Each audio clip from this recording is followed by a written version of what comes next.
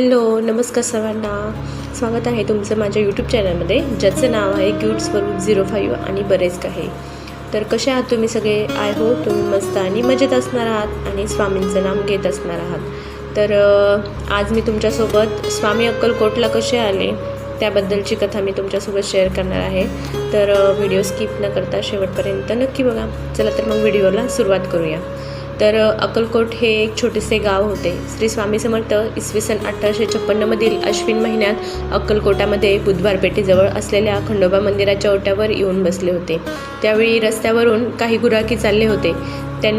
स्वामींनी विचारले, काय हो, आम्ही तुमच्या गावात यावे का? तेव्हा गुराखीने त्यांना उत्तर दिले, नक्की या, आमच्या घरची भाजी भाकरी खा. पण श्री स्वामी समर्थ गावात गेले नाहीत. उशाचे एक दगड घेऊन ते रात्रभर त्या ओट्यावरच झोपून राहिले.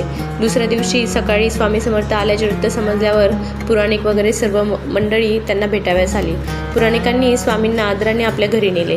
तेथे त्यांची पत्नी नीराबाई हिने त्यांचे स्वागत केले आणि बशीत लाडू आणून दिल्यावर स्वामींनी तो लाडू खाल्ल्यावर त्या उभयंताचे भाग्य उजळले. त्यानंतर स्वामी जवळच्या गणपती मंदिरात निघून गेले. गणपती मंदिरातही स्वामींच्या दर्शनासाठी खूप गर्दी झाली.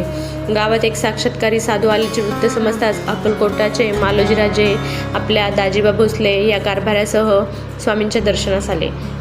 मालोजीराजांनी स्वामींना नारळ आणि हार अर्पण करून अत्यादराने वंदन केले.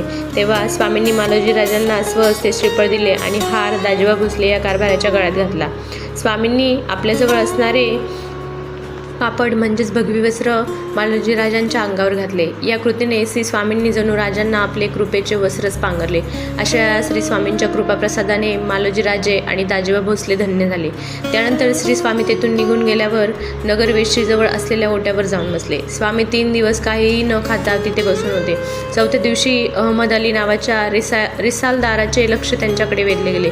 रिसालदाराला स्वामींची चेष्टा करण्याची लहर आल्यावर त्याने स्वामींना विचारले, क्यों बाबाजी, हुक्का पिते हो? तेव्हा स्वामी उत्तरले, हां जरूर, क्यों नहीं. तेव्हा त्याने अग्नी न घालता एक चिलीम स्वामींना दिली. स्वामी पुढे काय करतात हे तो कुतूहलाने पाहत होता. त्याचे कपट स्वामींच्या लक्षात आल्यामुळे त्यांनी काही न बोलता चिलीम ओढली. स्वामींनी चिलीम ओढल्यावर त्यातून धूर बाहेर पडू लागला. चिलीममधून धूर निघताना बघून रिसालदार घाबरला.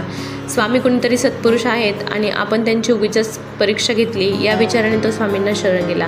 स्वामींना शरण गेल्यावर रिसालदाराने स्वामींचे पाय धरले आणि त्यांची क्षमा मागितली, कारण त्यांच्या मनात स्वामीविषयी भक्तिभाव.